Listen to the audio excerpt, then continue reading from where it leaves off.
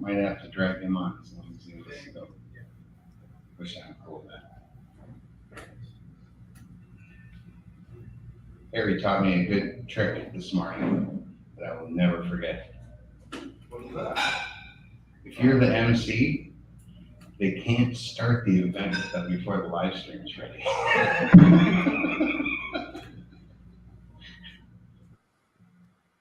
It's called a bottleneck in production.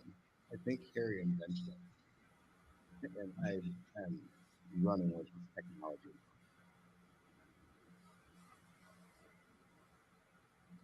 You know? Do what he can. Oh my God, we're on. You didn't tell me we're live.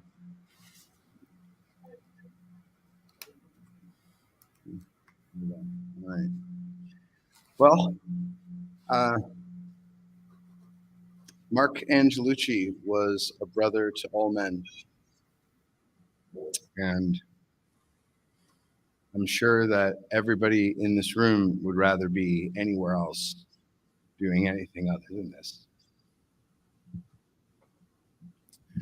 I only met Marc once, and it was with intention and design to meet him specifically, because I knew he was a force in the world. He was a person who could present the things that needed to be presented in a way that was irresistible to the people who wanted to resist it. And it's my good pleasure to do anything I can to help. And I just want to make this as easy as possible for the people who knew him better than I did to be able to say what they need to be able to say today.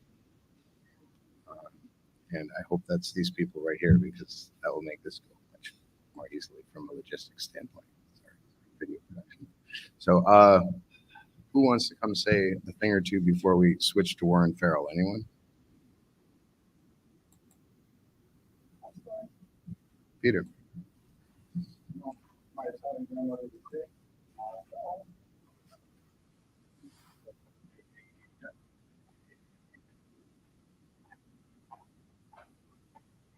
Good afternoon, folks. My name is Peter Aleman, and I live in New York City.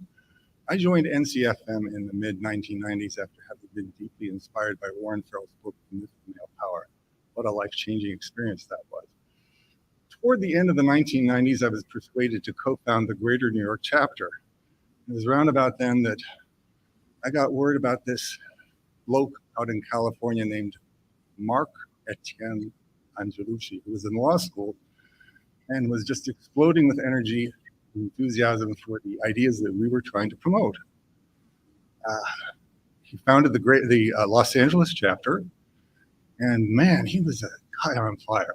One little story about his early activism. He was appalled that the local Barnes & Noble bookstore had a section of books, women's issues, but not on men's issues. It wasn't a matter of the books not being available in the store, but if anybody came into the store wanting to find the books on that subject, they'd have to search around for them. So he put it upon himself to stand outside the store with a clipboard, explain to patrons coming in the situation, would they support the idea of having a men's book section? Overwhelmingly, they said yes. He presented it to management, and voila, they wound up with a men's section. The first time I met Marc face-to-face was at the 25th anniversary meeting of the National Coalition of Free Men, as it was called in those days, in 2001 in New York City, which the Greater New York chapter sponsored. And I think the easiest way to sum up Marc's personality is that when he enters the room, he just lights it up. He is someone, let me rephrase that, I'm sorry, was someone who I would characterize as vitally alive, full of energy, full of love when you get right down to it. And I think that it would be practically impossible for anyone who got to know him well not to love him dearly. And I would also add to that that he was full of love for other people. My love for Marc continues today, even after his death, and I feel still loved in return by him. At any rate, it was a wonderful time there in New York, and I will hasten to add that in many respects, Marc and I are very different people. We have different interests, for example, when it comes to music. If you want to get me to leave the room as quickly as possible, just turn on the type of music that Marc liked, loud and obnoxious. Similarly, he was quite the party boy, going out, staying out late, drinking heavily. That's not for me. So when we did socialize, we had a compromise. I did not engage in those things, yet there was this tremendous bond of affection, respect, and camaraderie that developed because these differences, when we got right down to it, were pretty superficial. We cared so much about the issues, and that alone was enough to create a bond, as I said. Saw him only from time to time over the years because he was on the West Coast, I was on the East Coast. The last time I saw him face to face was at the 2019 International Conference on Men's Issues, where he gave a splendid presentation. The news that he had been shot came to me by our beloved mutual friend, Deborah Watkins. I could hardly believe the news, and I said, I'd like to go sit down somewhere. I went to Central Park, found a place that I had shared photos of on Facebook and that Marc had liked very much. And every time I go there, I think of him. In fact, I think of Marc every day. I pray to him, I talk to him. I kind of think he hears me. Anyway, it's great to be here with these wonderful people here in Bloomington. A shout out of thanks again to the Twin Cities chapter for coordinating everything. They've done a fantastic job. And all these NCFM members here, I love you. Thank you so much.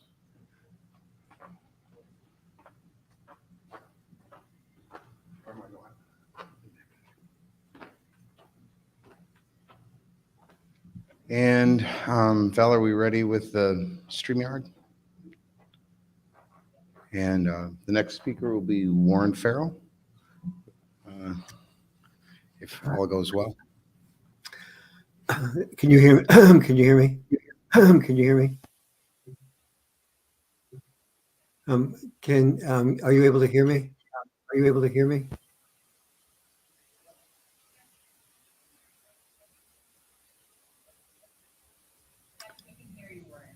Oh, okay, great, thank you. Oh, okay, great, thank you.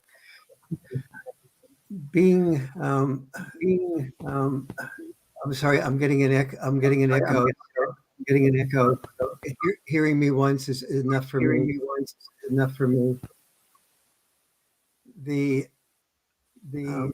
Can we do so? Be able to do something about that technologically?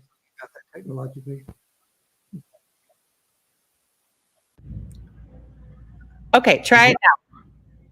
Okay, I'm not hearing an echo now. That's good. Okay.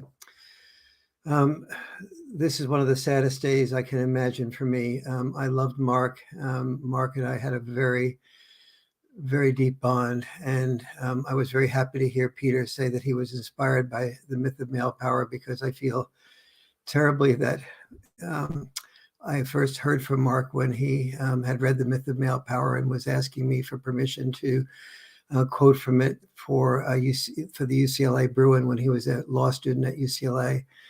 And his bond to that book was very, very rewarding for me. But to know that it inspired him to be involved in the movement that was involved with killing him is deeply, deeply hurtful, deeply sad for me. And it's the only thing I've ever regretted about writing that book, is that it was part of the pathway to him not being the person that I loved so much anymore, although I still love him, of course. And he was, in so many ways, like his last name indicates, a little angel. And he was always, used to come to my workshops that I did at Esalen in Big Sur, California, and he would be very devoted to each of the people at the workshop and helping them out, never was there anything that he couldn't give or wouldn't give. He would always, whenever he talked about men's issues, he always talked about it in a way that was respectful of women, that was balanced. And then at Esalen, he would sleep outside until 3 a.m. and come back in, and you'd never know that he was had been awake and at the baths at Esalen or other places, sleeping in the middle of the park, even though he had a room to sleep in. He was just sort of part of nature and just out there with the world. He was always someone who, when you talked with him, there was a humility about Marc that, here you wouldn't know in the way he talked with me that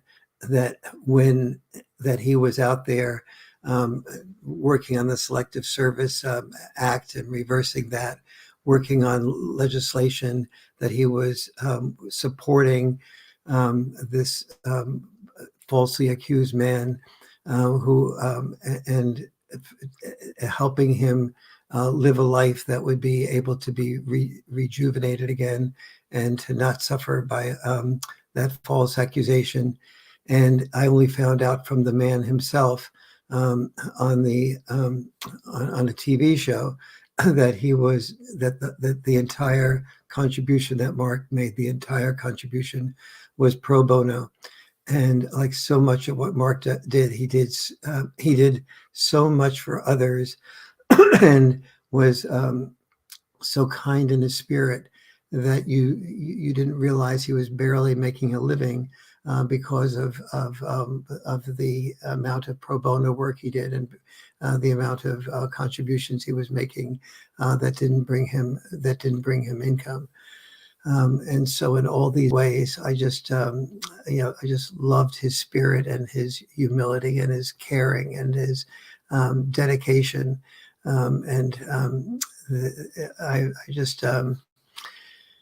Was one of the saddest days of my life when I heard that Marc was killed, and I was certainly beyond belief. And to hear that he was killed by somebody who was part of a men's issues consortium was even sadder. And so thank you all for being here and for making this contribution. And thank you, Harry and NCFM, Peter, and so many of you, for Deborah Watkins, for putting on the time and the energy to make what is a memorial to one of the most deserving people I have known in my lifetime. Thank you.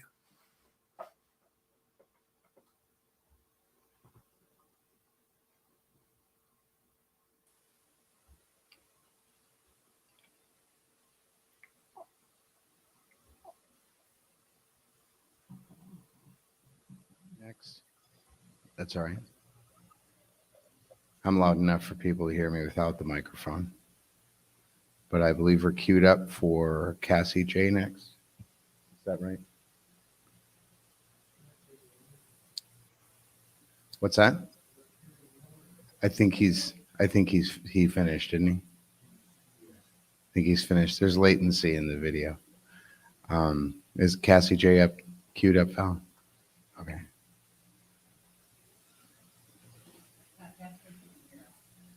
Cassie, can you hear us? I can. Hi. I can. Hi.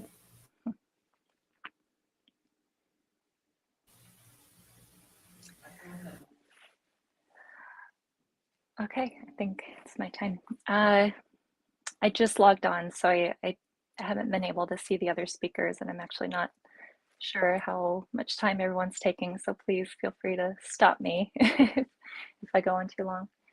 I also haven't been able to see the room, so I don't know who's there, but I imagine some people I've met before are there. And I'm really sad that I can't be there right now. I really tried to go, and along with my husband and my mother, we all wanted to be there because Marc meant a lot to us. I guess that doesn't need to be in the past tense. He still means a lot to us. Yeah, that was one of the strangest things about losing Marc, was having to refer to him in the past tense. And I think a lot of you also had that that experience of he was just too young. He you don't usually prepare to say, I mean, we didn't get to say goodbye to him, but you don't mentally prepare to lose someone that young. And when I think back to where he was in 2020, just before he left the physical plane, he was on the precipice of so many great things about to happen. And I think in the prime of his life and his career and his passion and work. And I was just so excited to see where he was going and what he was going to do. And it's still a shock how it all happened. I mean, it's so senseless and unimaginable and confusing and frustrating because it was just so senseless. But I do think Marc would want us to focus on his life rather than the exit. And who he was in this life was the most bright spirit I had ever met. Sometimes I think, people who leave the planet too soon, it's because they lived so much life when they were here that it expired because they were the biggest livers of life, and he couldn't have lived life any better than he did.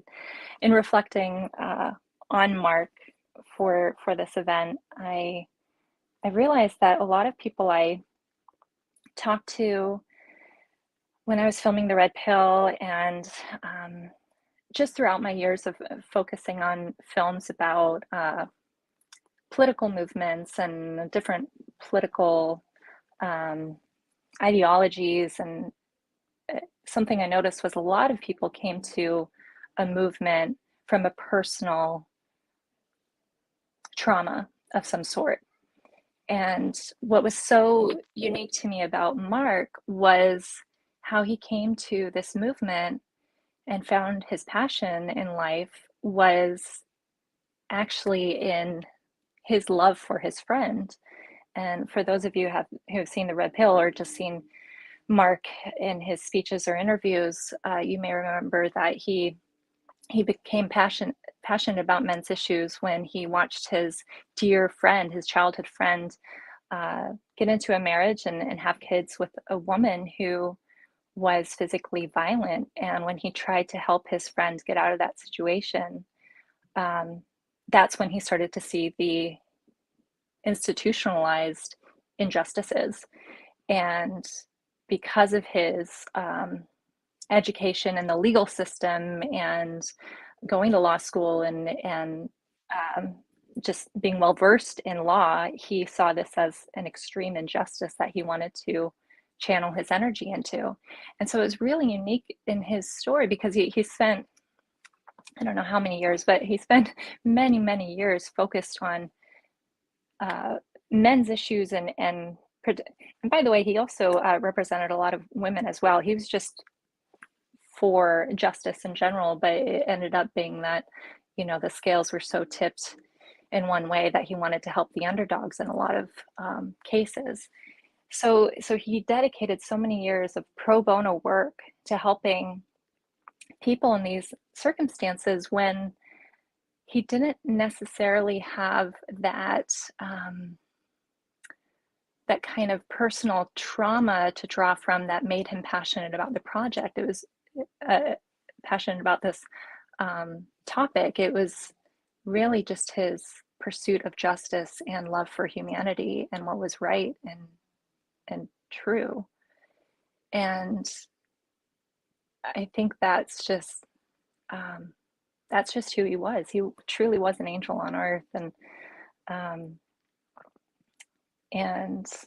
I think about him every day. I honestly do try to remember him in the good times because he was just such a bright light in my life. And going to the darkness of how he left this world has just been too hard for me to bear at times. But I have gone there, as I'm sure many of you have as well, going through that grieving process of trying to make sense of the senseless.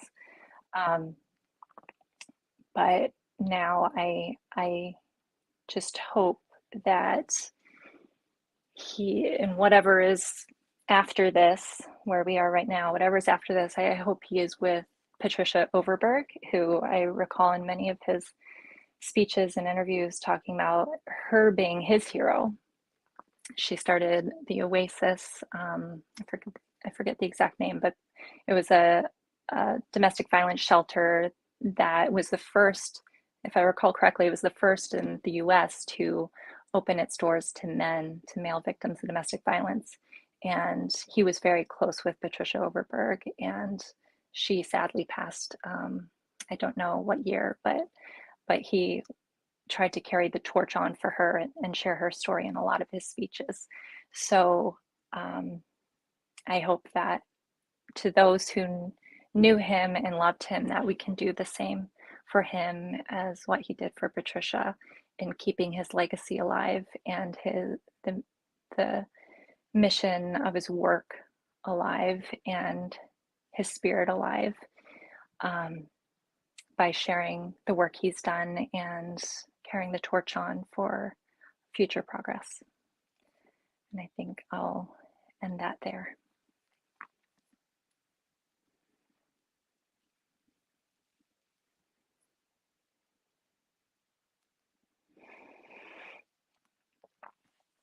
We appreciate it. Who else? Does anybody else have anything to say?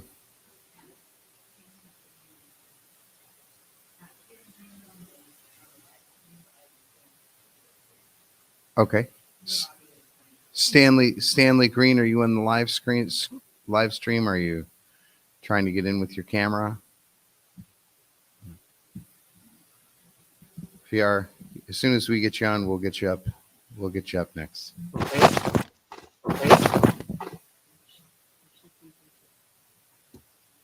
Do I stand up here? No, I'm kidding. Can y'all hear me okay? Between you and Peter, you're perfect. Thanks. So I also got involved with NCFM in the mid-90s from reading The Myth of Male Power. NCFM was actually listed in the back of the book as one of the resources, so I looked them up and I joined.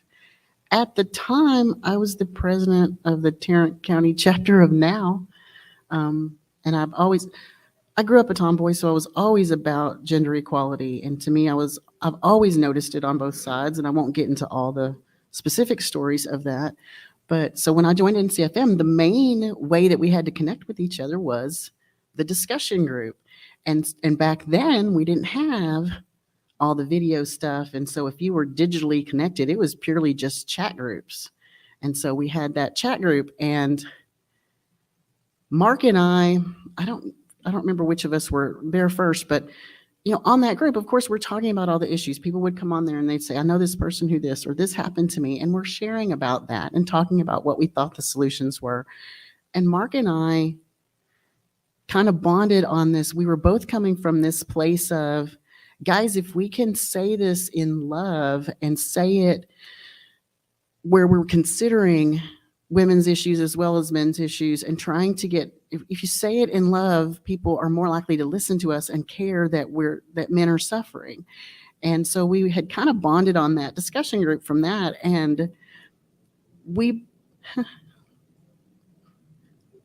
both started our chat. So Mark started the LA chapter the same exact year I started the DFW chapter in Dallas. And I think that we got approved at the same board meeting. And we used to always talk about how our NCFM birthdays were kind of right together. And then he was only 3 months younger than me. And I used to always make fun of him for being a youngster, even though we were basically the same age. And there were just so many things that kind of aligned with us before we ever met in person. When was it, Will? June of 2002 was when the Twin Cities, there was a NOW convention in the Twin Cities. And so the Twin Cities chapter had created this kind of anti-NOW conference, and they had a panel of people. They invited me to come speak, and I don't even really remember why. And they had like a wallet burning and all these kind of things to sort of mimic what some of the women's issues people were trying to say, you know, we're going to burn this representation of what oppresses us. And it was a really great, and they invited me to come. And Mark came as well, even though he didn't have a particular role in it, but he just wanted to come to meet everybody because it was kind of the first time any of us, I think, had gotten together in one place. And we'd sort of coordinated for our flights to arrive about the same time because we were both staying with Pradeep, if I recall correctly. And back then our phones didn't have video either, so we're talking. There was no texting, so we couldn't text to say I'm over here, meet me there. We were on the phone talking, and he was telling me, "Oh yeah, I see you now." He's like, "Walk about 15 paces forward and go right around that column, and I'll be right there." And that's where I am. And I turn this corner, and I lay eyes on Marc Angelucci for the first time. And I'm sorry, but I'm a straight woman. My jaw dropped, and I went, "Oh my God, you're gorgeous." I'm like, I told him, "I'm so glad I loved you before I saw what you look like. So I know for sure it doesn't have anything to do with your looks. It has to do with the personality of the man that I got to know on this discussion." And he laughed and hugged me and was just so sweet. And I think some of my favorite memories of Mark. So there was an IVAT conference. I don't remember what IVAT stood for, but it was about issues around domestic violence. And there was a whole conference on that somewhere in California. And I honestly don't remember where, if it was San Diego or what. That was 2006 or 2007. And so at that time, Stanley Green and I both stayed with Mark where he was, I guess so it was near Los Angeles. Honestly, I don't remember. But I remember staying with him for a couple of days, me and Stanley, and the three of us hanging out and just being able to hang out with Mark in a more social setting, as well as doing some NCFM work. So that was a fun time. But probably my favorite memory of him was when he and I went down to Tijuana together for a day. And after that day, I started calling it Do You Wanna? Because everywhere we went, someone was coming up to us offering us things, but they would always talk to him because he was the man, and that's the culture in Tijuana. And it was strange to be like, this isn't about equality. Step back and let Mark be the protector because that's who they're speaking to. And that was a different kind of day. But there's a picture of us on a park bench. We had bought these stupid little toy ukuleles. They're about this big, and he had a blue one and I had a pink one, and we got someone to take our picture on a park bench with our ukuleles, and we both had cigars in our hands. And I wish I could have found that picture for the video, but whatever, that's okay. It'll be all right. And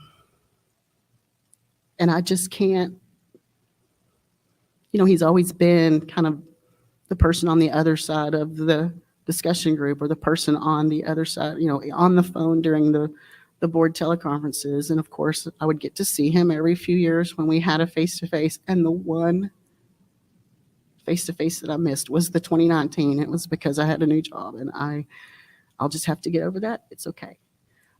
But those are my big memories of Mark, and I just can't imagine he's not out there somewhere. And these last couple of days have been so strange because these are the people that when I'm with you guys, he's always here, and now he's not. And so even though it's been 2 years, I think these last 2 days have been harder on me because he's supposed to be here.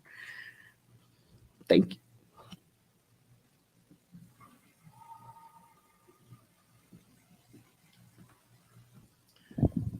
And next up we have, is it Stanley Green? Is he queued up now? Stanley, are you ready? Yes. Can you hear me? Yeah. Can you hear me? Okay, I'm getting a little echo. Can that be dealt with? So Mark reached out to me around 1993 or 94. I think Fred Hayward may have put him in touch with me. As you've heard, Mark had a friend who was married to a woman who was abusive of him, and Mark heard that I had been dealing with issues of male survivors and victims of domestic violence for a number of years. So initially, Marc was turning to me as kind of a mentor, but as our relationship developed, it was certainly not a one-way street. We learned a great deal from each other. It wasn't until many years later that I was actually able to meet him in person. I live in the Pacific Northwest, but we bonded instantly. We just became like brothers, and we had so many great times together. Marc, and sometimes with his girlfriend Zita. Deborah mentioned time that we spent together in San Diego. We also spent time together, Deborah, Marc, and I, in Los Angeles. But Marc was a real powerful force. He had a strong presence as well as just really deep love that was just a magnetic force that impacted anyone who encountered him. He was a pioneer. So he worked on a lawsuit that took years and years called the Woods case. And that case resulted in a California Court of Appeals ruling that overturned the California Health and Safety Code, which had previously defined domestic violence solely as something a man does to a woman. So the fact is that Marc was a hero for all types of gender equity, and he doesn't get the credit he deserves in the larger gender equity movement, because that ruling helped the LGBT community as well as cisgender heterosexual male victims of domestic violence. And Pat Overberg, whom Cassie mentioned, was also a very close friend of mine. Pat described herself as a tough old broad. And when she heard criticism of Marc having filed that lawsuit, she says, well, if they're mad at Marc for filing that lawsuit, then they better be mad at me, because I'm the one who told Marc to file that goddamn lawsuit. And he was very successful. Marc spent a few weeks touring the Northwest with me. We met other activists. He spent many hours in my basement going through the papers of my long and contentious family law case, and much of which was in California. And he kept saying, this was so illegal. This was so illegal. I wish I could have filed an appeal for you. And I have no doubt that if Marc had been available when my case was going through California courts, my outcome would have been dramatically different. But he went on to help others. I took my son to a California Court of Appeals hearing at USC Law School, where Marc was defending in a very significant paternity fraud case. And he was so articulate. And even when he had very limited time to respond to a very gender biased remark by the only female judge on the panel, he handled it calmly but very powerfully. Marc was a dear friend, a brother, and one of the most powerful forces in this movement. I was honored to have spent so much time with him. Right now, I'm wearing a watch that he gave me when, after Deborah phoned me to tell me that he'd been assassinated, I put on this watch and a beautiful shirt that he had bought for me and bicycled out to a secluded cemetery and meditated and wept. And I still feel sad when I think about how I lost a dear friend and how our movement lost this powerful and effective force for justice. Thank you for the opportunity to speak.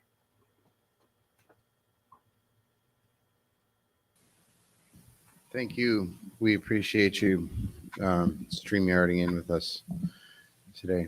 Do we have anyone else queued up online? Does anybody else have anything they want to say? Harry?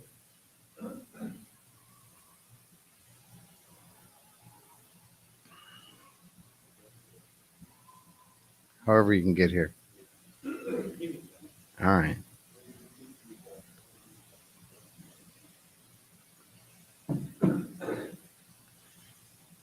Harry Crouch, outgoing president of NCFM.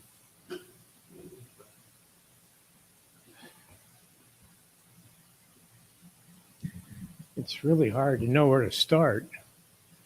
So let's start at the beginning. I'm actually from Alaska. For those of you who don't know, it's a state. Kind of cold in the winter, not bad in the summer. But we have some things up there called radical, man-hating feminists. I bumped into a couple of them. I'm not going to tell you the whole story because that doesn't get us to Mark. What does get us to Mark is I flew down to the United States a couple times looking for somebody and then what the hell I was trying to figure out. I bumped into a guy named Phil Cook. He wrote Abused Men, the Hidden Side of Domestic Violence. First definitive work about abused men written to my knowledge. There's one other one in Britain. And then I moved down to San Diego. And I heard about this group of people in Los Angeles. They had this NCFM something or other. So I got a hold of somebody and was invited to go up to their monthly bullshit session. I went a couple times. And Mark asked me to join a chapter. Chapter of what? NCFM. I told him I wasn't a excuse me. I wasn't a joiner. I didn't join things. He said, I'll pay your dues. I said, okay. And so over the years, I kidded him that I'm never going to give him his $35 back. And I never did. And then he stuck me with this job. After Deb opened her chapter and I became a member of Mark's chapter, I opened one. Excuse me. I'm 6'2" and I'm breaking down. I opened one in San Diego. And then all of a sudden we had an office in San Diego. And Mark loved that. He really loved it. And somehow after a year or two, somehow I ended up doing what I do now, which is being president of the National Coalition for Men. And Mark loved that because he stuck me with it because he wouldn't do it. So I was kidding him about that too. And for the longest time, he was our vice president. And every year came around, he said, I don't want to get stuck with that job. He liked to do advocacy work. He loved doing law work. He loved doing what he did. And everybody said he was like a bright light. You walk in a room and, everybody just kind of like a vacuum. They wanted to surround Mark and find out who that guy was because he was all powerful. And I can remember going to several court sessions with Mark. It didn't matter what it was. And walk in, the judges all knew who he was. Oh, you're Marc Angelucci. So he had developed quite a reputation for him in the legal community, particularly in Southern California. But then, we branched out and we had some cases, particularly of national significance, like the lawsuit against the Selective Service System, which Mark was lead attorney on. And had he not been murdered, we would have had a better outcome. And, excuse me, we may have changed the entire culture in society of the United States of America for many years to come.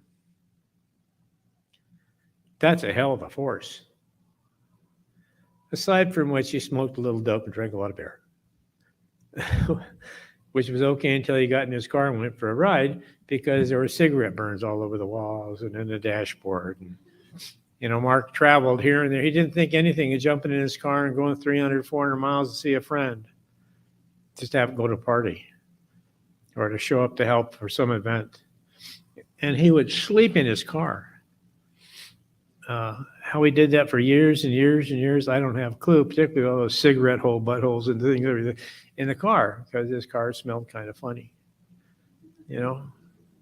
But Mark didn't do anything half-assed. Nothing. If Mark wanted to party, watch out.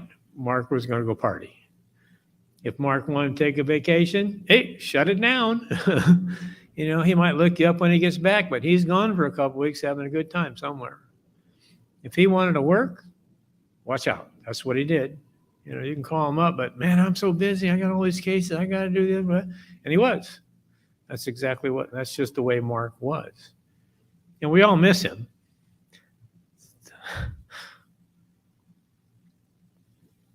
Some of them's over there.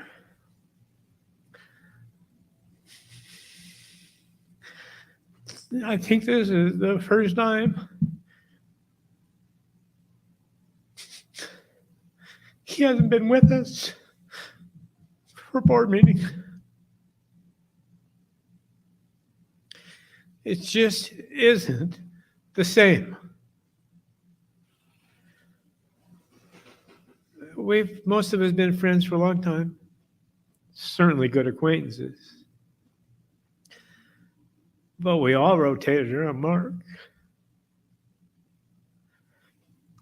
And sometimes he's over my shoulder. And he says, get your head out of your ass. Or he'll say, everything's fine.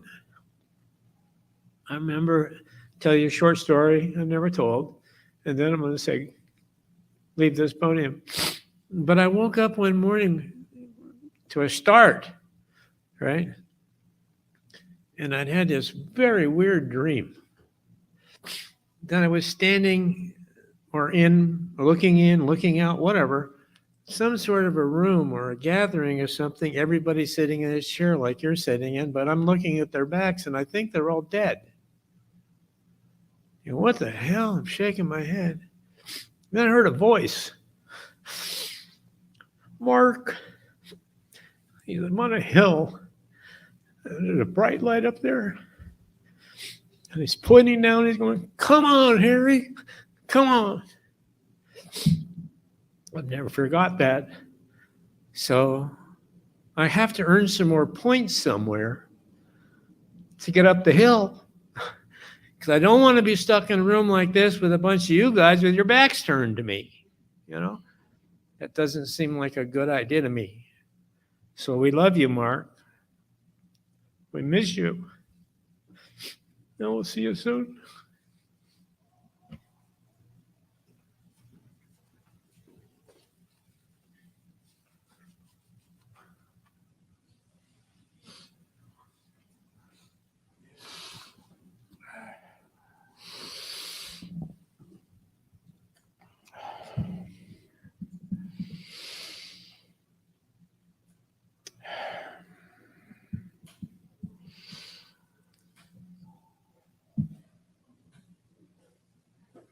The culture is changing. And Mark's life and his work were a catalyst for that. They weren't just a catalyst, they were like a rock in a still pond. Except I think instead of a rock in a still pond, it's like a meteor in a lake. And I'm honored today to meet the people who knew him and take the first steps with the rest of this organization to help make the impacts of that meteor spread further and faster in Mark's memory and in his presence in each one of us that he touched.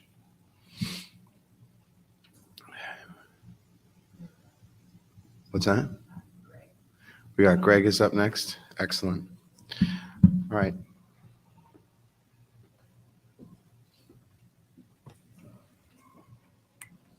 Can you hear me? Greg, can we hear you?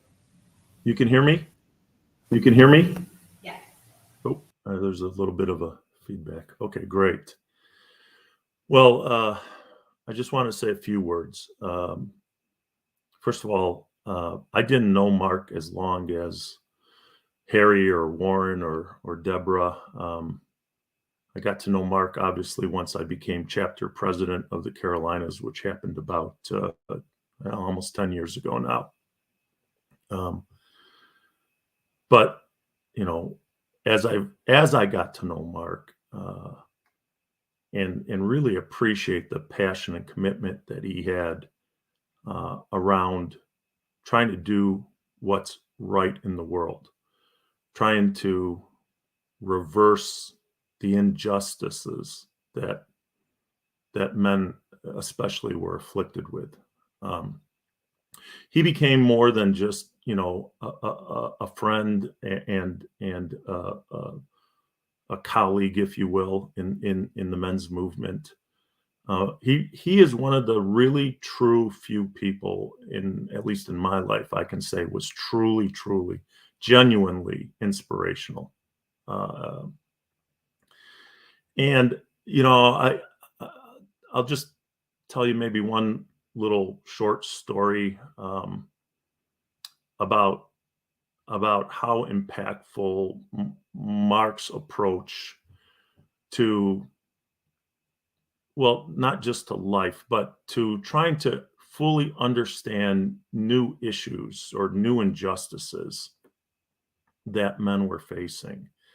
About 5 years ago, we had our 40th anniversary in San Diego, and we had, many speakers, of which I was privileged to be invited to speak on the issue that I was passionate about, which at that time was really around how college men were being harmed by this very biased regulations around Title IX.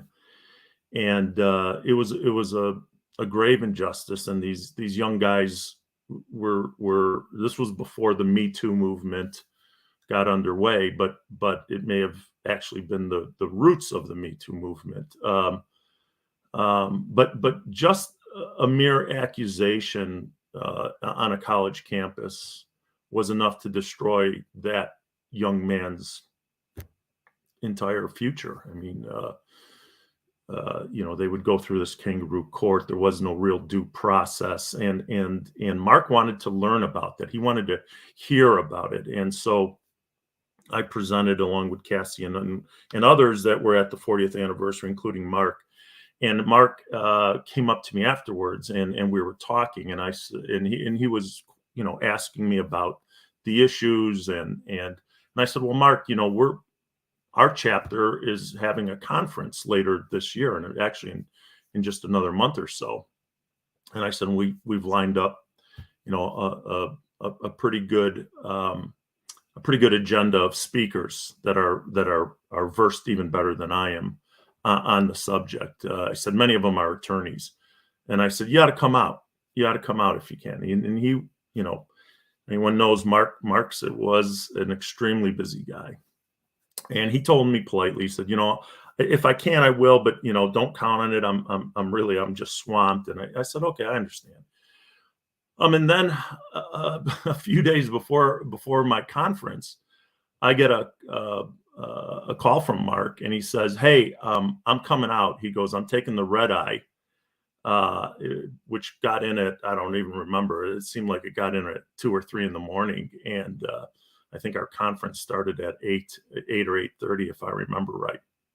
And lo and behold, Mark shows up, and he listened intently, and he offered suggestions, and just the fact that Mark would go to that length to literally fly across country and want to understand an issue like this, one that wasn't directly on his radar at the time, but as he got more involved and heard more about it, it became just another part of the things he became passionate about.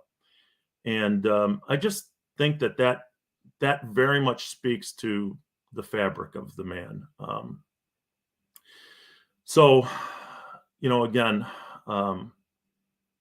I think as I look back and as I look forward, I would say that I'd like to believe that those of us who were privileged enough to get to know Mark and meet him in person and have a beer with him, that the legacy of Mark lives on in all of us, that he's part of our fabric, and that it's our duty if not our honor, to go out and advocate the way that Marc would advocate on the issues that we feel passionate about. And so I'll just wrap up with saying there, God bless Marc, and God bless all of you. Thank you.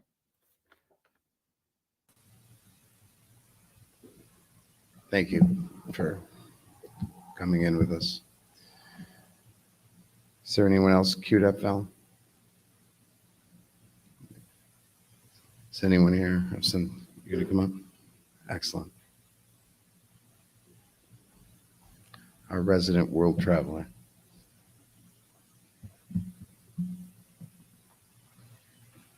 Yeah, you mentioned I'm the resident world traveler. Well, I contacted a guy in Malawi who said he had contact with government there and I could maybe discuss men's issues with them. And my wife was a little nervous about my going to Malawi like this, and Marc said he was going to go with me. And we were planning on going together, and we talked about it a little bit. And it's unfortunate we'll never be able to take that trip.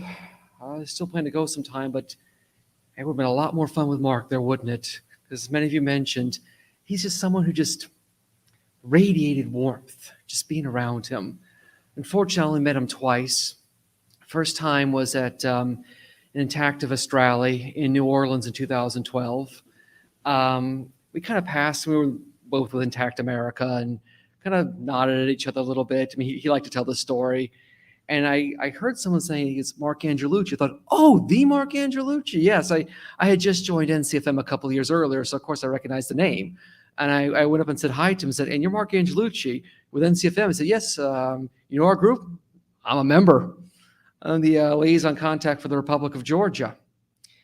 The next, and I guess last time I ever saw Marc was at our meeting in Chicago in 2015. And he told a bit of a fun story that he was going to go and argue a case in court. And there was an announcement to those who are going to be coming to the courtroom that, gentlemen, please remove your hats. So he asked a guy, can I borrow your hat? And the judge said to him, please remove your hat, sir. He said, does this rule apply to everybody? And he asked several times, does this apply to everybody? And he kind of insisted. And he laughed that the next time he's back in that judge's courtroom, the judge made everybody remove their hats. It's like, so, sir, do you like the new no hats rule for anybody? So it's one of the reasons I have the hat on here. It's in Marc's honor. I'm sure I have his blessing. And at any rate, I wanted to mention how I'll never forget the morning I woke up in Tbilisi. I saw on my scroll that he had been killed, and I thought to myself, this can't be happening. This is surreal. This is fake, right? I mean, it's a dream or something. But I mean, it hit me hard. But I'll tell you the moment it really hit me. For those who aren't familiar with the Orthodox Church in Eastern Europe, I'm a convert through marriage to my wife. We have a section of the church kind of down where you light candles in honor of those who died. There's a church that's walking distance from my home, so I walked there, and as I put the candle in the sand, I just fell apart, because that's the moment I realized this is real. This is not some dream or something surreal. And on the way out, a man came up to me. This was during all these lockdowns and everything. He said, can I please have 10 lari from you? I'm from Azerbaijan, and I'm having trouble getting back home, and I need to call my family back in Azerbaijan. Could you just please let me have 10 lari? And give me your number and your name. I'll get it back to you. I said, I just came here to light a candle in honor of Marc Angelucci, who's one of the most generous people I ever knew. He would give you the 10 lari so you can call your family in Azerbaijan, and that's what I'm going to do too. This, in Marc's honor, you have the 10 lari and call your family and get back to Azerbaijan. I also wanted to mention how what an amazing job he did with the sex of service registration case. I remember watching the video of him in the courtroom, and it's just like he was on fire. It was amazing. One of the finest lawyers you would ever know. And I certainly hope this organization is going to continue the fight as long as it takes in his honor. Which brings me to my final thought. I'm a political science professor, and I have studied a lot of history, a lot of political science, and I know So many movements, Eric Hoffer mentioned this, they start out as a cause, evolve into a business, and end up a racket. So many movements start out with good ideas and good intentions, and then they become an injustice in their own right. And I know Mark always said, the day this organization stops fighting for equality and fights for special privileges for men is the day I'm out of here. I am not going to be a part of this. And that's the promise I make in Mark's honor with all of you in this room and online, and the Lord is my witness. I will always be the men's rights advocate that Mark would be proud of. If I ever become the men's rights advocate that Mark would be ashamed of, I hope he would send me a sign. I hope one of you would grab me and say, no, Mark would be disgusted by what you've become. Stop it. So thank you.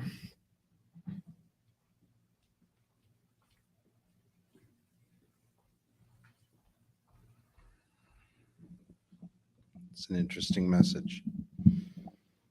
Using Mark as a benchmark. Tim, please.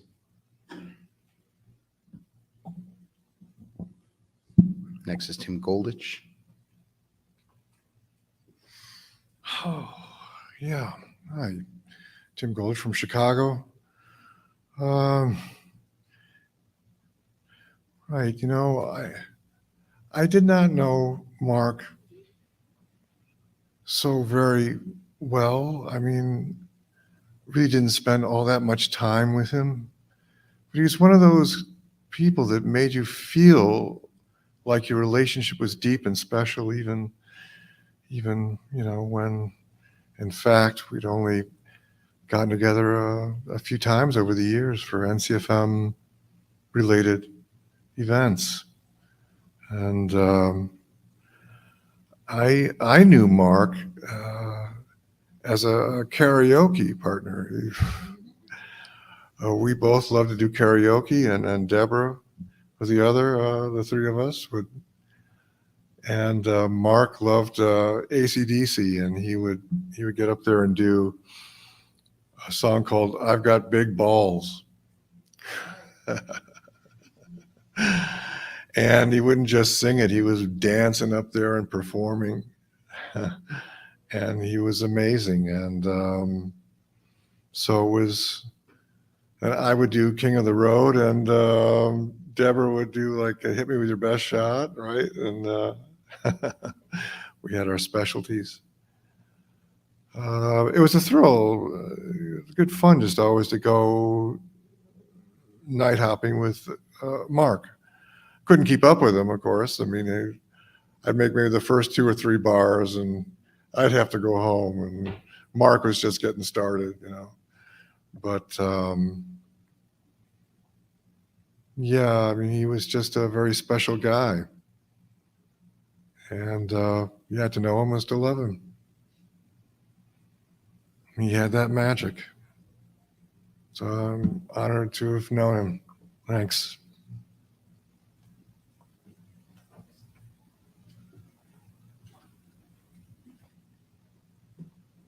Is anyone else queued up, Val? Does anyone else have anything else they'd like to say?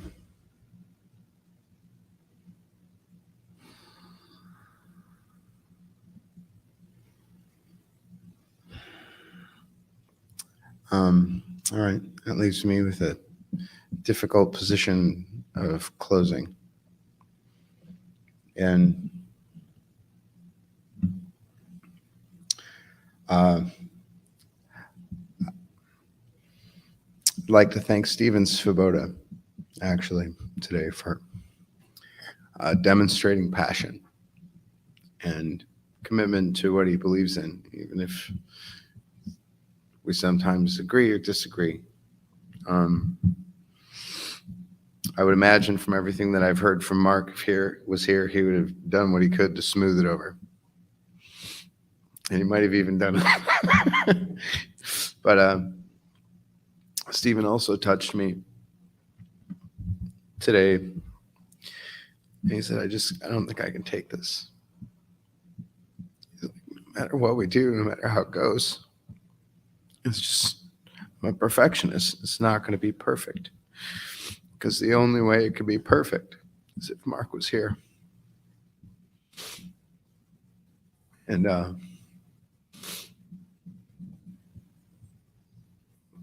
several people in this room disagree with Stephen on a good number of things. I disagree with him on that because I think Mark is here. And I think he's going to be with every one of us for a long, long time. Thank you guys all for coming, and thank everybody who's watched this. We got a lot of work to do. It's a long road to travel and a long road to hoe, and big shoes to fill. So, thank you again.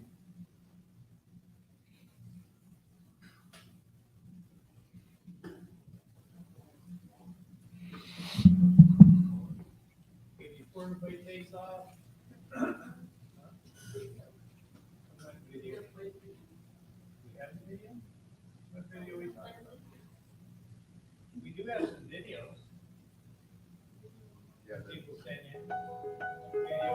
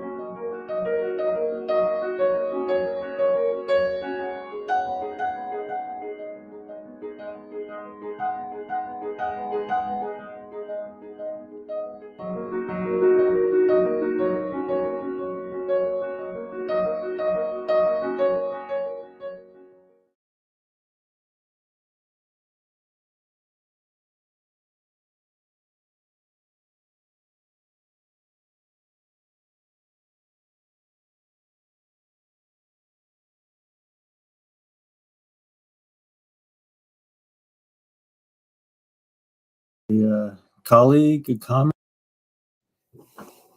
All right, so what Marc Angelucci meant to me in 3 minutes or less. Well, Marc was a lot of things to me: a colleague, a comrade, confidant, a mentor, mentee, and a friend. He was an activist, but he was a philosopher first. His involvement in movements is well known. It was a natural outgrowth of thinking about sentience, life.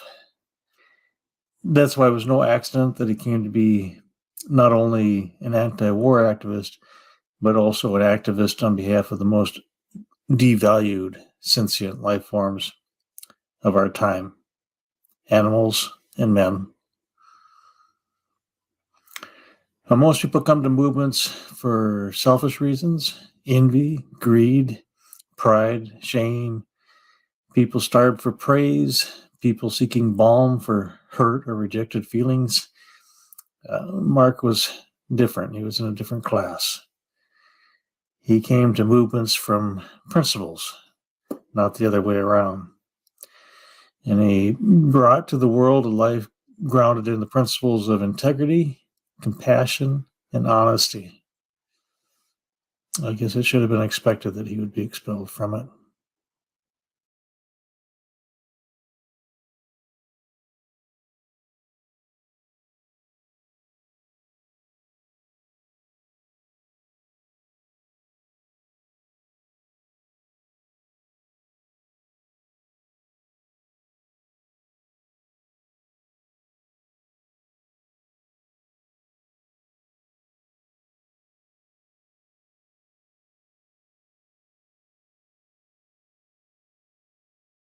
Conference and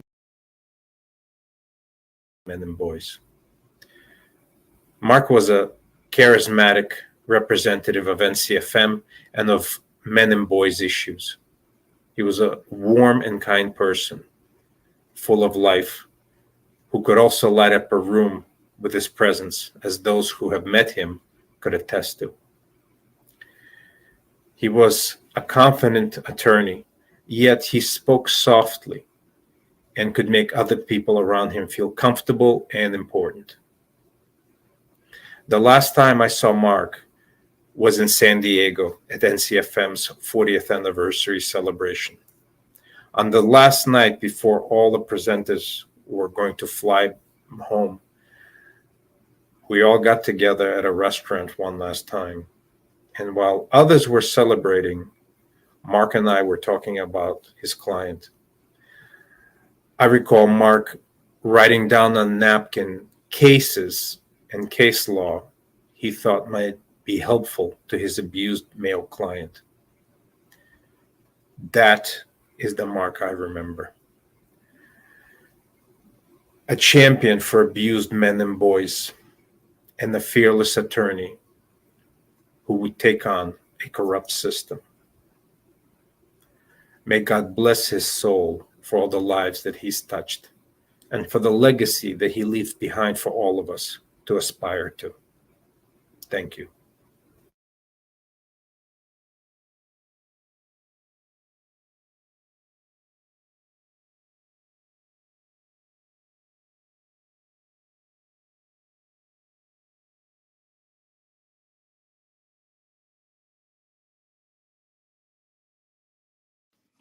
Greetings, friends and colleagues and loved ones of our dear friend, the late Marc Angelucci, a man of great courage, convictions, passions, and a love of life.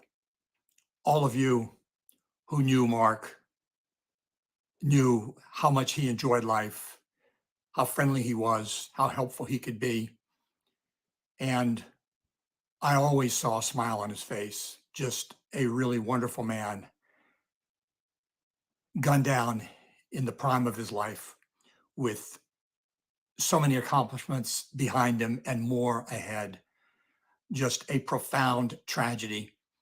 This is the long arm of evil in our lives, ladies and gentlemen. It reaches in and strikes us down without any warning. And that's what happened to Marc Angelucci, a champion of the rights of human beings. And he left us with his work undone. I met Marc in New Orleans in 2012, not long after the American Academy of Pediatrics had given the green light to this cruel, barbaric custom in the medical profession of strapping down babies and cutting off part of their sex organs at birth. And Marc joined us. He put on the bloodstained suit. He was one of the 7 men who first put on the bloodstained suit in the United States. And he did not have a smile on his face that day. No ethics, AAP. No ethics, AAP. No ethics, AAP. No ethics, AAP. No ethics, AAP. No ethics, AAP. Marc was a firm believer in the bloodstained men and what we were doing to raise public awareness about the cruelty and damage of infant circumcision. In a great irony, the very morning that he was gunned down, I had made a post on Facebook, Bloodstained Men and Their Friends, and Marc, as always, was on that post, liking it and reacting to it. And several hours later, I saw a Facebook message, or the news came out that he had been gunned down. I believe it was a Saturday. And I just, it just felt like the end of the world, as it always does when a friend or a colleague or a loved one dies suddenly, without notice, without warning. It's the tragic aspect of life, and it's what we fight. It's why we fight evil. There's enough tragedy in life that to give evil a pass, to say, well, it's not my problem, or let someone else solve it. Marc saw evil and he thought it was his problem, and he knew it was his problem. It was his problem to solve. And he was attacking it in all the ways that he knew how. He always protested when Bloodstained Men came to a Los Angeles area. He would always be out there on the front lines with us. I have one really wonderful memory. He had been out protesting with us on Wilshire Boulevard in Los Angeles, and he had to go attend to some legal business. He went back and got his motorcycle, and he sped by us in his motorcycle in his bloodstained suit. It was just really with a big smile on his face. He actually hosted us that weekend too. We had a road crew of about 4 or 5 people, and he put us up in his apartment in Los Angeles. And then the dream of his life came true. He was able to buy a beautiful little cabin up in the forest in the mountains of California. And just a great, great irony that in the midst of his accomplishments and achievements and his happiness there, his mountain escape, where he could escape the problems of the world hunted him down and gunned him down. So this is my tribute to Marc, ladies and gentlemen. He deserves our redoubled efforts to finish his work, to do the work that he had set out to do and that he would have accomplished. And we're going to accomplish it in his place and in his honor and in his memory. So thank you. Thank you. God bless all of you who loved Marc, who respected him. We will miss him always. There's a great hole in my life where he should be, and I know you all feel the same. So thank you for being friends and colleagues of Marc, and let's finish his work. That's the greatest memorial we can give him. Let's complete the job that Marc was not able to finish because he was gunned down in the prime of his life.